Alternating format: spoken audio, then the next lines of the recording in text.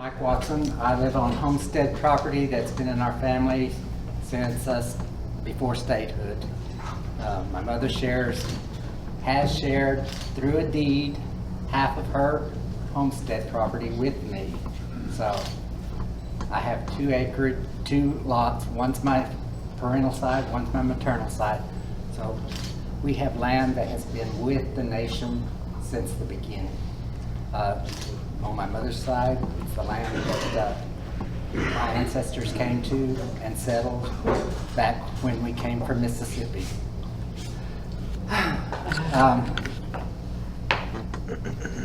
I realize that there is a lot of drugs and things, but I don't believe it's all Chickasaw. So that's one thing I will leave it up to our clinicians to take care of. I don't know how to handle that problem. I don't know the bathroom problem, how to handle that either.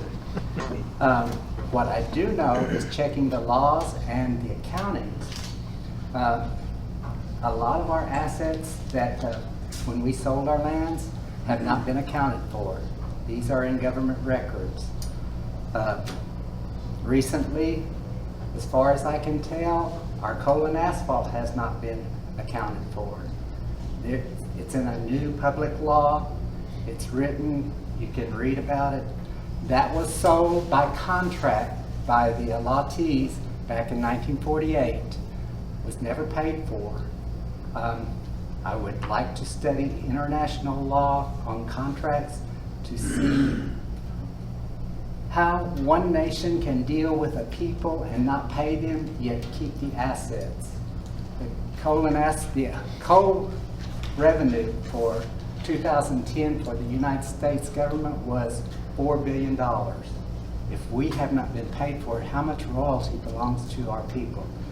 How much more should we be looking for to put in our national coffers to help our people to do programs? There's so much that is not being accounted for. Recently, we tried to get a copy of the timberland settlement. We have not been allowed to even see that. The only thing that has been allowed was what was in the court final order. That's the only thing I've been allowed to see. The Secretary of Interior's office said if we wrote a letter requesting a copy of the signed settlement, we would get it. My mother has the package that was sent was returned.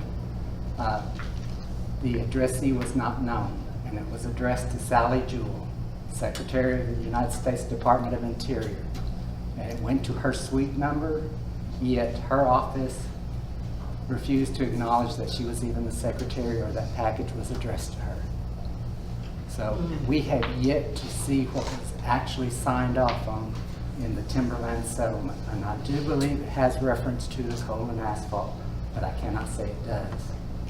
I have been reading Cohan's federal Indian law issues, and it does document quite a few things that we as Chickasaws and my other side, Choctaws and Mississippi Choctaws, have not received from the federal government. And there's a lot of information in that federal law book that all our people should start teaching our children how to understand. There are law canons